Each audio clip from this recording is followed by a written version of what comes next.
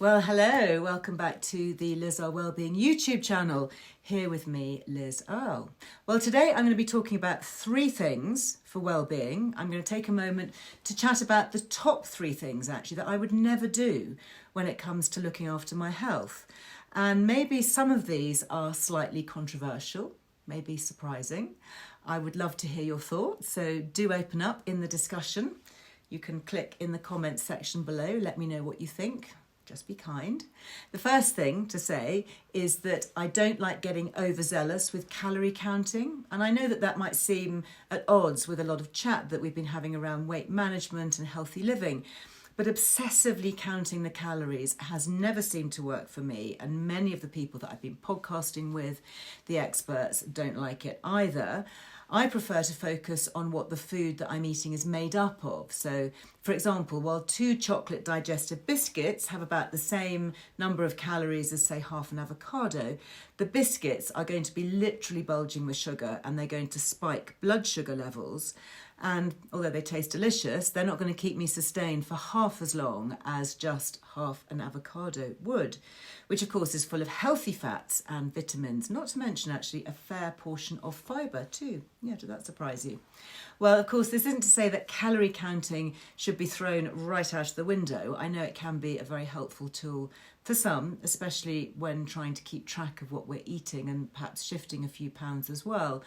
But instead, I think much more of the focus needs to be on what we're eating rather than worrying too much about counting up every little number that we see on packets. High-fat foods will actually fill us up faster and they will keep us feeling fuller for longer.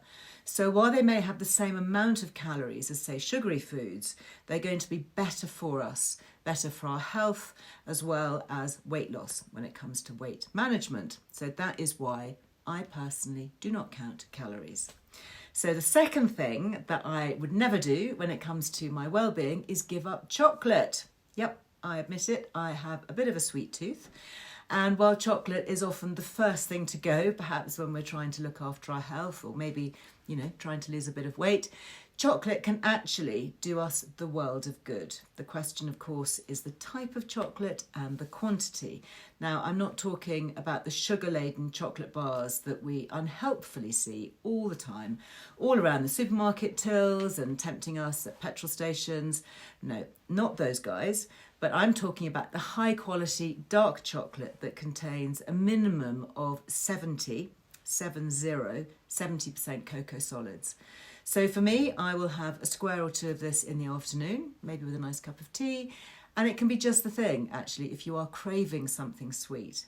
Plus, dark chocolate, as opposed to what I call junk chocolate, is naturally very high in antioxidants, polyphenols to be precise, and many other minerals as well, including potassium, iron, magnesium, copper. And there's some science to it too. Researchers at the University of Copenhagen have found that dark chocolate is more filling than milk chocolate alternatives, and it can also reduce cravings for salty, fatty or more sugary foods, keeping hunger at bay for longer. There have also been studies to show that eating a small amount of the best quality dark chocolate 2 or 3 times a week, so not every day, but 2 or 3 times a week may help to reduce inflammation in the body, again due to the high content of polyphenols and other antioxidants. So there you have it. When it comes to well-being, chocolate definitely stays. A tick. Hooray!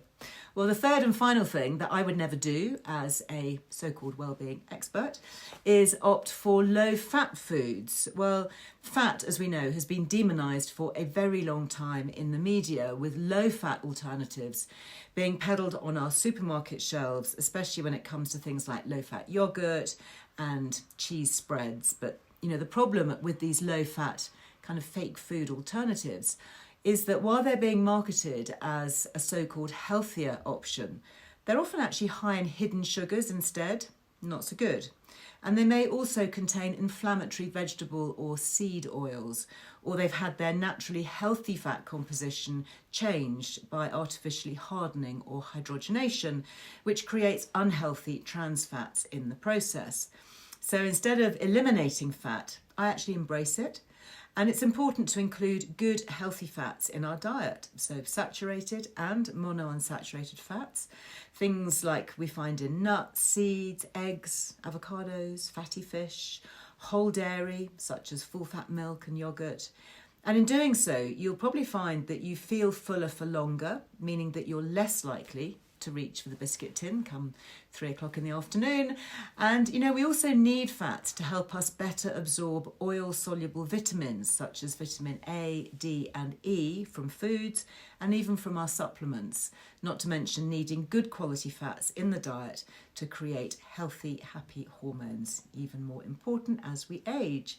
So ensuring our diet contains healthy fats really is a no-brainer when it comes to promoting our overall well-being. So there you have it, the top 3 things that I would never do as a well-being expert. Well, somebody who's written dozens of books in this area for the last 30 years or so. In any case, what do you think? Do you agree? Let me know in the comments below. And as ever, make sure you click subscribe. That means that you will never miss an update from my team and me. I'll see you here next time.